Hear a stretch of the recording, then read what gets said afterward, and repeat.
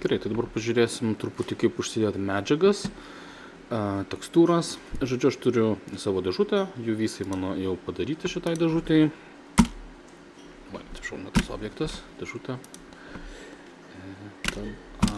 Žodžiu, turiu pasiruošęs jų visus kažkokius pagal mano Photoshop'e sukurtą tekstūrą. Ir dabar aš pasidariau dugną, tai yra add, mesh ir plane, žodžiu, kad būtų fonas, pagrindas, ant ko kris šešėlį ir panašus dalykai. Kitas dalykas, ką norėsiu padaryti, tai eiti į shading modą ar interfejsą, kuris čia yra, shading. Žodžiu, turiu va tokį vaizdą. Pasirenku objektą ir sukuriu naują medžiagą. Aišku, mes tą patį galėtume daryti neįdami į shading mode ir čia paspaudę new gausim lygiai tą patį, ką čia paspaudę new, matom, kartojasi šitie dalykai. Tai pirmas dalykas, ką jūs jau žinot, tai yra įdėti base color, įdedam spalvą. Tai čia add, texture, image texture ir turim tokį vat naudą. Ir lygiai tą patį mes galim ir per čia padaryti, kaip ir klasiai darėm. Žodžiu, čia mes įjungiam base color color į base color, o čia open ir surandam mūsų paveiksliuką, kuris reprezentuoja spalvą. Tai mano atveju bus šitas paveiksliukas ir matau, žodžiu, spalva atvaizduota ant dėžutės. Turiu spalvą.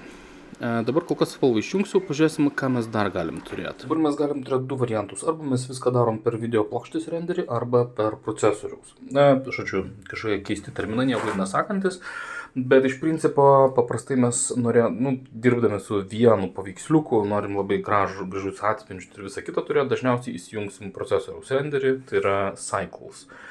O tuo tarpu, jeigu norėtume renderinti ten valandos trukmės kažką, tai stengtumės naudoti Eevee, kuris žymiai greičiau renderina, bet ne taip gražiai dažniausiai. Tai įsijungiam Cycles renderinimo variklį. Tai vėl add image, texture ir image texture. Image texture ir aš turiu kažką pavadinimu bump map. Bumpas, žodžiu, paviršiaus nelygumą nurodantį tekstūrą čia.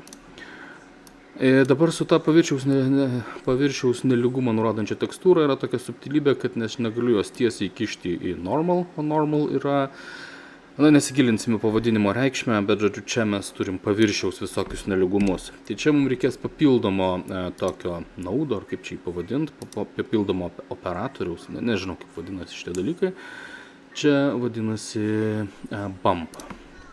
Tai žodžiu, spalva į strength ir normal į normal. Atsiprašau, man reikėjo į heighten, į strength įmesti. Matau, čia stipriai per daug dabar turiu. Gal per stipri ta mano tekstūra. Šiek tiek sušvelninam. Ir žodžiu, matom, kad mes apsimetam, kad popierius yra įspaustas, turiu įdubimus ar iškilimus. Ir visada galiu apverst, kas yra įdubimas tampa iškilimas ir atvirkščiai su invert. Tai žodžiu, čia turim bumpą, jisai valdo mūsų paviršiaus nelygumą. Tai įsivaizduokit, mes turim spaudą, kuri įspaudžia ar kaip čia kažkokį popieriaus dalykus. Gerai, dabar aš kol kas išjungsiu, kad nesimatytų, pažiūrėsim kitą elementą. Tai vėl aš pasidaręs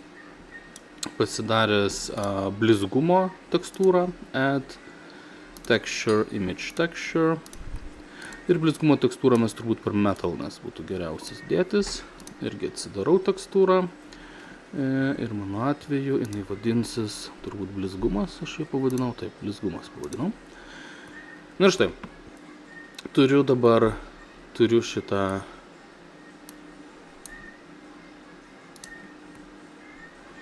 ir pastebėkit dabar, kai aš esu šitam shading režime, turiu tą backgroundo paveiksliuką ir pastebėkit, sukiojant, atrodo, kad atspindi šiek tiek mūsų tą, reiškiasi, foninį paveiksliuką. Aišku, šiaip mes realiai scenoje nieko neturim, tai jis atspindi tiesiog tuščią juodą erdvę. Bet žodžiu, tokie vat elementai. Reiškiasi, mes galime jas išgauti. Ten, kur balta bus blizgų tekstūrai, ten, kur juoda, ten bus matinis paviršius. Jeigu roughness sumažinu, žymiai labiau lyg veidrodinis atspindys bus tas mūsų blizgumas. Pavyzdžiui, čia pažiūrim, pastebit, visiškai atrodo veidrodis. Roughness padidinu, jis labai matinis, tas mūsų atspindys yra. Tai veidrodis būtų roughness 0, o koks nors matinis daiktas būtų daugiau to roughness. Vėl nesigilinsiu, neaiškinsiu, kas yra tas roughness, tai yra mikropaviršių neligumas, kuris išsklaido atspindį. Žodžiu, nesigilinsim čia. Mes galvojam taip. Matinis veidrodis. Bus lengviau susigaudyti. O metallic nurodo, kurios vietos objekto yra atspindinčios, kurios ne. Tai juoda neatspindinti, balta atspindinti. Ir ką, mes galime, aišku, tada sujungti visus. Pasiimu bump mapą plus atspindėjimo tekstūrą. Oi, kaip čia per stipriai. Va, ir įdedu savo spalvą taip pat, kur aš čia paslėpiau. Netalpa. Įjungiu ir spalvą į base color. Na ir turim miksą visų šitų dalykų. Per stiprus mano tas bumpas, bet taip pat pakeisim. Ir paskutinis daiktas, ką pažiūrėsim, tai yra permatomumas. Tai, žodžiu, irgi add texture, image texture. Image texture. Ir dabar aš atsidarau tiesiog JPEG'as paprastas, kur balta JPEG, ten bus matoma, kur juoda, ten bus skylė. Balta matoma, juoda skylė. Ir įkišu į alfa kanalą. Vėl neaiškinu, kodėl alfa vadinasi, čia istoriškai pavadinimas susiklostęs, nesigilinsim. Dabar matom, mūsų dėžutė turi skylę. Žodžiu, tai yra valdoma per alfa kanalą. Tai dabar paimu ir viską atgal sukišu, bumpas prie normal ir turiu tą per didelį savo grublėtumą, bet tebūnie. Tada mūsų, kas čia buvo, blizgumas į metalness, gal roughness biškį, didinau, kad labiau matiškas būtų, ir spalva į spalvą. Ir žodžiu, turiu daug komponentų valdančių mūsų dėžutę. Apsimeskim, kad mums jau patinka šitas rezultatas, čia viskas gražu atseit, grįžtu į layout modą ir turiu viską. Dabar, žodžiu, aš pasirinksiu kažkokį rakursą, kuris man patinka, gal mano dėžutė dar per daug ore kabo. Pasiimu rakursą, kuris man patinka ir aš norėčiau iš jo turėti galutinį vaizdą. Tai reiškia surenderint. Toks terminas yra 3D grafikoje. Žodžiu, surenderint, mums reikia, jisai automatiškai Blenderis renderins iš kameros. Kamera yra kažkur, čia va, matote, yra kamera. Ir dabar aš noriu, kad ta kamera būtų tokioj pačioj padėty kaip ir mano perspektyva.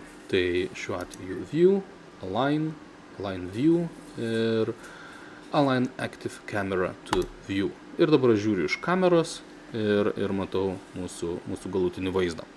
Dabar pastebėkit, kad turiu kažkokį konkretų ilgį plotį. Tai yra standartiškai yra HD rezoliucija, tai yra 1080 ant kiek ten ta rezoliucija? 19:2 ant 1080.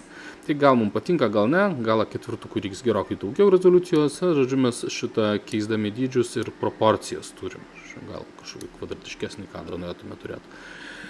Jeigu viskas tvarko, galėtume pult renderint, o dar, jeigu norim daugiau detaliau valdyti šitą situaciją, aš pasiimu, reiškia, du vaizdus ir vienam iš jų žiūriu iš kameros, view, cameras, active camera. Čia žiūriu iš kameros, o čia galiu valdyti tą kamerą, biškį pakomponuoti, atsiprašau, nerodo iš kameros, kodėl,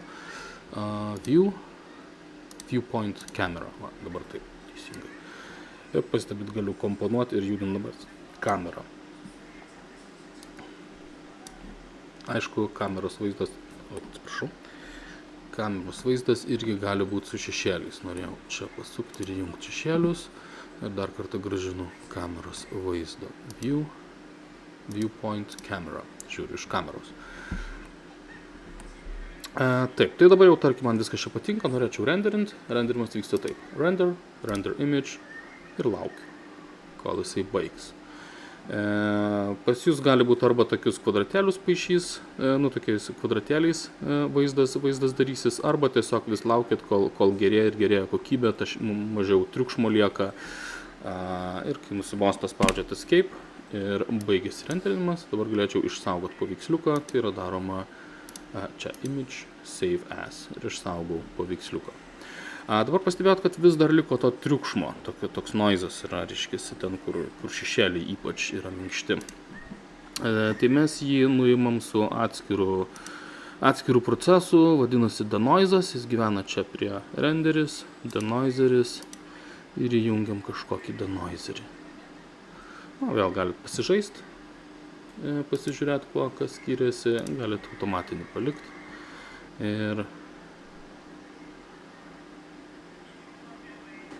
Ir dar paskutinis dalykas, ką reikėtų pasakyti, tai, žodžiu, Blenderis čia renderins tiek, kiek mes jam leisim tai daryti. Mes dažnai norėtume uždėti time limit, tai sekundėmis, tarkim, mes jam leisim tik 10 sekundžių renderint. Matysim, vaizdas bus prastokas. Render image. 1, 2, 3. Čia rašo sekundės. Ir baigs renderinti už sekundės. Baigė renderint. Ir denoizeris tada užsidėjo. Žodžiu, patinka, nepatinka, gal prastokas vaizdas, galim pailginti vieno kadro renderinimą, bet žodžiu, su šituo galim valdyti, kaip kokybiškai jis renderina ir pabaigęs renderintis, tik tada tą denoizerį uždeda, pastebėt nebėra taškelių.